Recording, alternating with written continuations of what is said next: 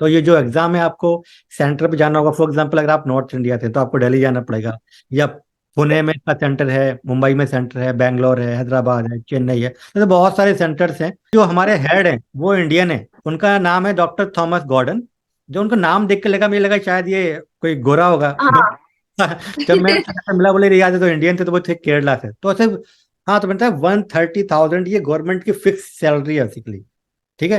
तो अच्छा। ये होते हैं, मैं इंडियन रुपीज में कन्वर्ट कर दूं उसको तो हो जाएंगे ये 5-6 लाख रुपए के आसपास हो जाएंगे। और बहुत सारे फिर बच्चे पूछेंगे सर उसमें तो कितना हमारा टैक्स जाएगा, कितना हम खर्चा करेंगे, है ना। तो बेसिकली जैसे कि ये जो कोर्स हमने बनाया गया है, तो बहुत सारे लोग स्ट्रगल करते हैं बेसिकली जब फॉरेन कंट्री से आते हैं यहाँ ऑस्ट्रेलिया में, और उनको पूरी प्रॉपर गाइडेंस नहीं मिलती है। Hello everyone, welcome back to our channel. Today we have a very special guest with us.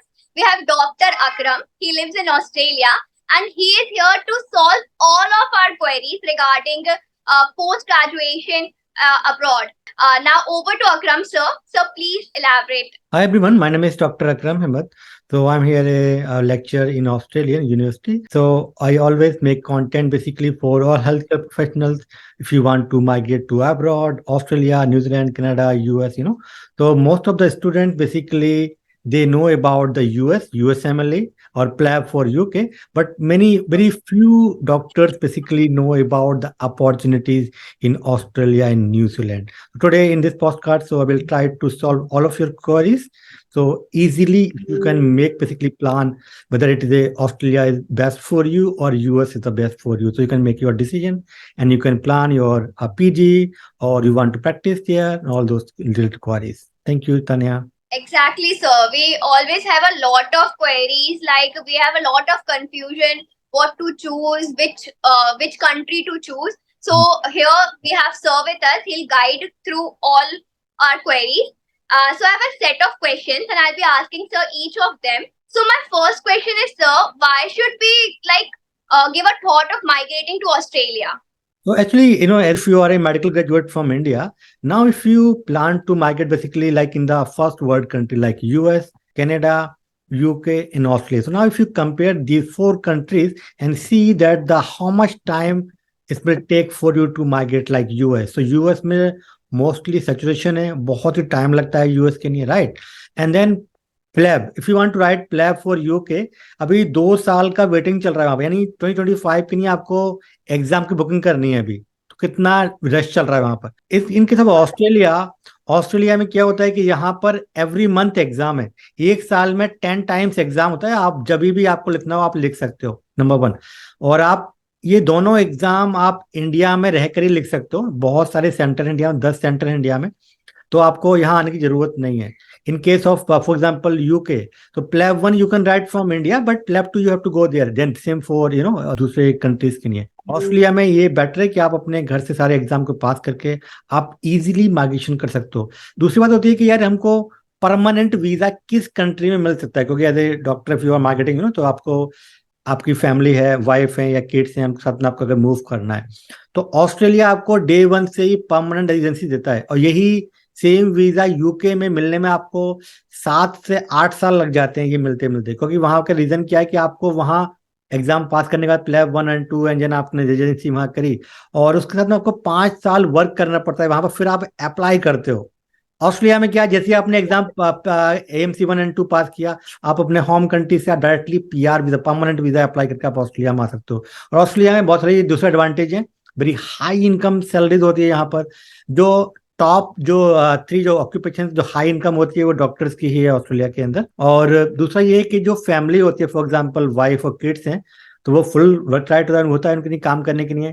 और उनकी जो एजुकेशन होती है, फॉर एग्जांपल किसी के चिल्ड्रन है, 2 चिल्ड्रन है या 3 चिल्ड्रन है, तो उनको एजुकेशन फ्री होती है ऑस्ट्रेलिया के अंदर। दूसरा ये, यूएस जाते हो अगर आप, तो आपको वहाँ पे इंश्योरेंस बाय करना पड़ता है, यूके में भी। ऑस्ट्रेलिया में यूनिवर्सल इंश्योरेंस फ्री होता है हेल्थ केयर का, तो यहाँ पे कुछ भी फ्री नहीं है। तो health care free, education is free, तो लॉट ऑफ एडवांटेज है ऑस्ट्रेलिया में माइग्रेशन करने के लिए over to US and UK. Okay, so जैसा कि सर ने बताया, बहुत सारे सर ने एडवांटेजेस बताए, जिसमें से मुझे की पॉइंट्स लगे, लाइक वीजा, परमानेंट वीजा मिल जाएगा ऑस्ट्रेलिया में एज सुन एज आप क्लियर करेंगे एग्जाम को। एंड दूसरी चीज, एग्जाम कंडक्ट बार बार होता है, अनलाइक प्लैब जो कि जिसमें वेटिंग चल रही है 2 साल की।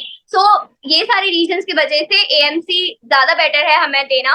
सर नेक्स्ट जो सबसे बड़ा क्वेश्चन है, एक्चुअली बच्चों को अवेयरनेस नहीं है, they don't know much about AMC, क्या है, कैसा है, एलिजिबिलिटी क्या होगी, क्या स्टेप्स हैं, हम कहाँ से दे सकते हैं, होम कंट्री से दे सकते हैं, नहीं दे सकते हैं। तो सर प्लीज एक बार आप एग्जाम का स्ट्रक्चर बता दीजिए।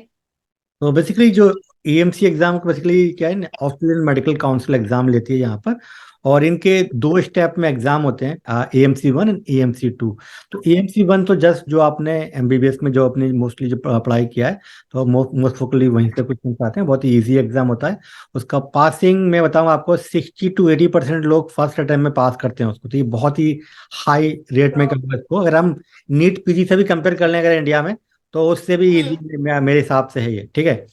और दूसरी बात ये कि इसकी एलिजिबिलिटी क्या होती है। इसकी एलिजिबिलिटी ये है कि जस्ट आपने जो है डिग्री कंप्लीट करनी है, and you must registered in your home country. तो बेसिकली जितने भी मेडिकल कॉलेज होते हैं इंडिया में, तो ऑलमोस्ट वो जो है एमसीआई से या जो एनएमसी जो है अप्रूव्ड होते हैं सारे कॉलेज।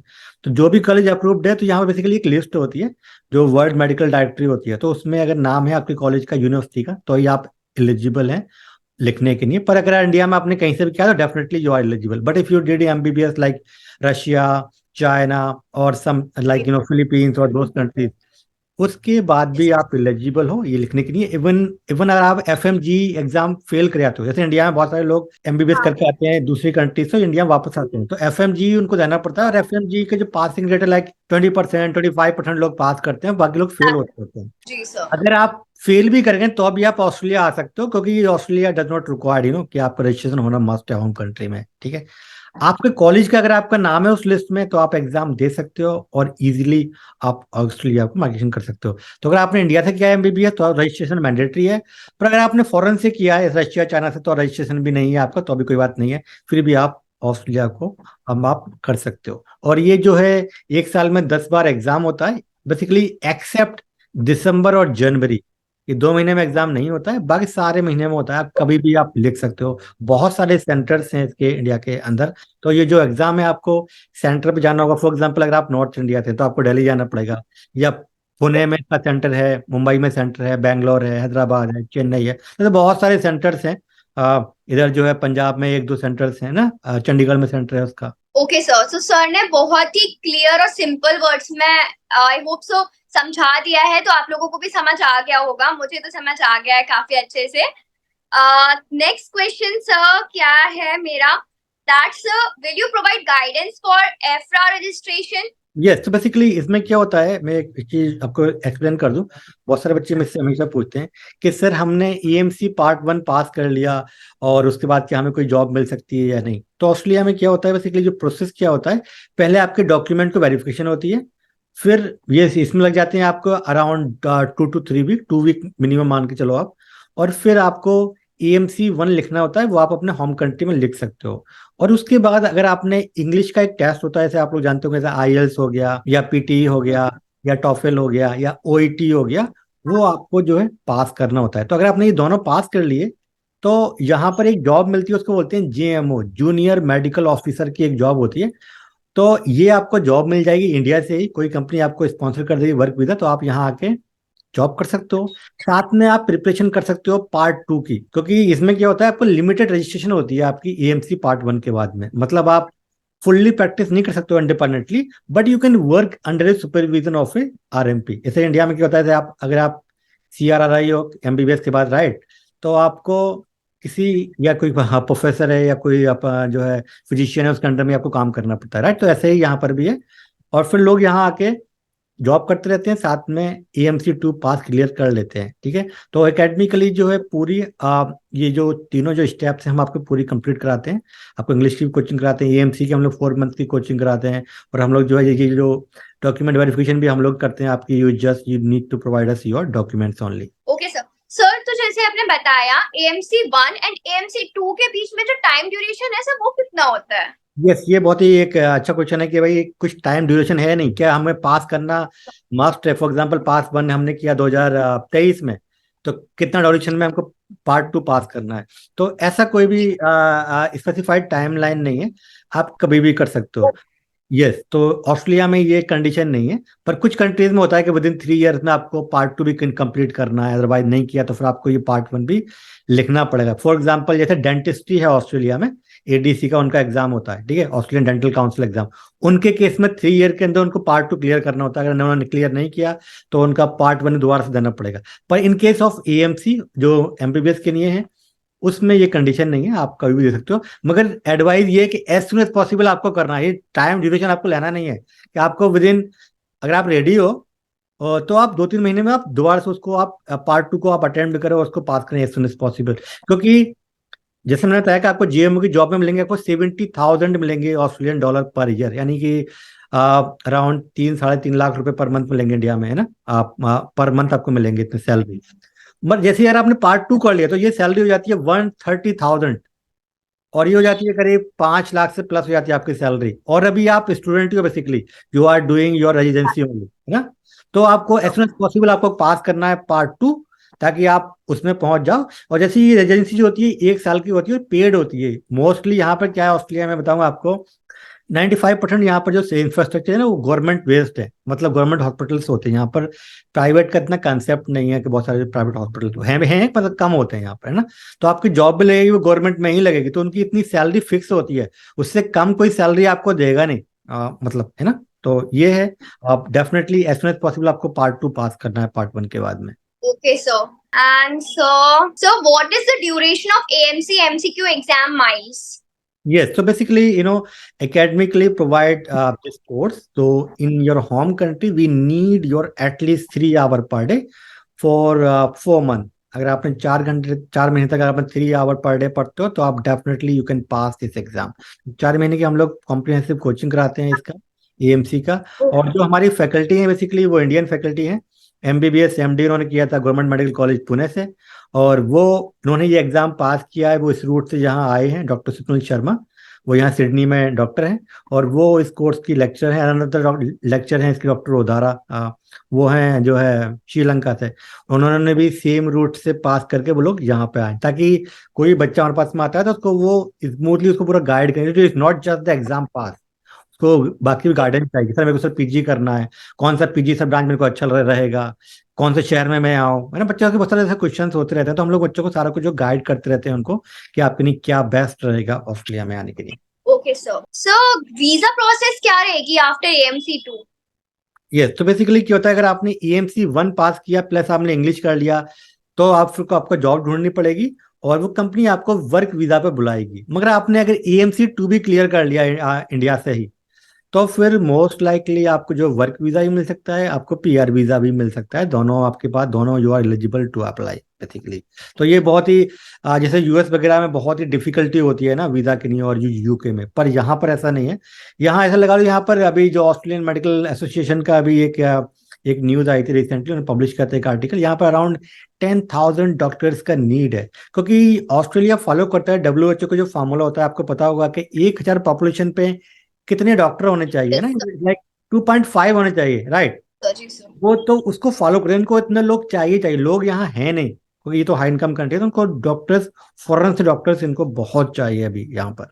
ओके सर, इसलिए ठीक है, तो फॉरेन डॉक्टर्स की डिमांड ज्यादा है ऑस्ट्रेलिया में। यहाँ इतने कॉलेज नहीं है ना, मतलब इंडियन लोकल इतने प्रोड्यूस नहीं कर पाते ये लोग। और यहाँ के जो लोकल बच्चे, जैसे इंडिया में बहुत ज्यादा कंपटीशन होता है बच्चों के बीच में, और जब आप 10th-12th में होते हैं तो कि भाई मेरे को जो है आईआईटी में जाना है, या मेरे को जो है एम्स में जाना है, बच्चों को दो ही ड्रीम होता है कि मेरे को जो इंजीनियरिंग करनी है या मेरे को एमबीबीएस करना है, राइट। तो यहाँ के लोकल सर। बच्चे जो होते हैं वो इतना कॉम्पिटिटिव वो नहीं होते, वो बहुत सिंपल था, कोई बीए बीएससी बीकॉम कर लिया उन्होंने, तो बहुत ही एनफ नंबर ऑफ प्रोड्यूस नहीं कर पाते ये लोग। ओके इवन आप देखोगे यहाँ के मेडिकल कॉलेज में भी मैक्सिमम जो प्रोफेसर होते हैं, एटलीस्ट मैं कहूँगा 1/3, क्योंकि मैं खुद ही सिडनी मेडिकल यूनिवर्सिटी से मैंने किया हुआ है मेरा पीएचडी, तो मुझे पता है वहाँ पर जो जो प्रोफेसर होते हैं। इवन मैं जहाँ जॉब करता हूँ यहाँ पर एक सिडनी में एक वेस्टमिड हॉस्पिटल में वहाँ पर जॉब करता हूँ, वो जैसे इंडिया में अपना एम्स दिल्ली का है, तो ऐसे ही मान लो यहाँ का। तो उसके जो हमारे हेड हैं वो इंडियन है, उनका नाम है डॉक्टर थॉमस गॉर्डन। जो उनको नाम देख के लगा, मुझे लगा शायद ये कोई गोरा होगा, हाँ। जब मैं मिला बोले याद है तो इंडियन थे, तो वो थे केरला से। तो ऐसे आपको इतने डॉक्टर मिलेंगे, और जो यहाँ के जो लोकल पेशेंट भी हैं, उनका ट्रस्ट बहुत है इंडियन डॉक्टर्स के ऊपर। अच्छा, तो अगर आप लोगों में से कोई सोच रहा है कि कोई डिस्पैरिटी है या फिर कुछ ऐसा होगा हमारे संग ऑस्ट्रेलिया में, या फिर ऑस्ट्रेलियंस हमारा ज्यादा हमें वैल्यू नहीं करेंगे, तो ऐसा कुछ नहीं है। सर ने खुद बताया कि वो काफी इंडियंस पे भरोसा करते हैं। सो ये चीज को आप अपने दिमाग से निकाल ही दीजिए। हाँ, वैसे कुछ ऐसे अब बच्चे सोचते हैं कि बहुत डिस्क्रिमिनेशन होगी, हम इंडियन है, हमारे जी कलर को देख के लोग करेंगे। यहाँ ऐसा नहीं है। मैं यहाँ पर पिछले 7 साल से 6-7 साल से मैंने कभी ऐसा महसूस नहीं किया। मेरे पूरे डिपार्टमेंट जो है पूरा गोरे लोग का है, मेरा बॉस भी गोरा है, ठीक है। पर मुझे ऐसा कोई फील नहीं होता कि वो बहुत ही रेस्पेक्ट करते हैं बेसिकली आपको इंडियंस का basically. That's very good sir, that's very good. Moving on to next question. Sir total कितना टाइम लगेगा पूरी प्रोसेस में? देखो, ये time is up to you, you know, not not for anyone. Because for example, आपने जैसे हमने 4 month का कोई कोचिंग कराएंगे हम लोग एएमसी पार्ट 1 का, आपने अगर ओके। क्रैक कर लिया उसी टाइम पर फॉर एग्जांपल, राइट, फिर आप पार्ट 2 में आप कब देते हो, ये भी आपके हाथ में ही है। और उसकी कोई ऐसा फिक्स टाइम नहीं है।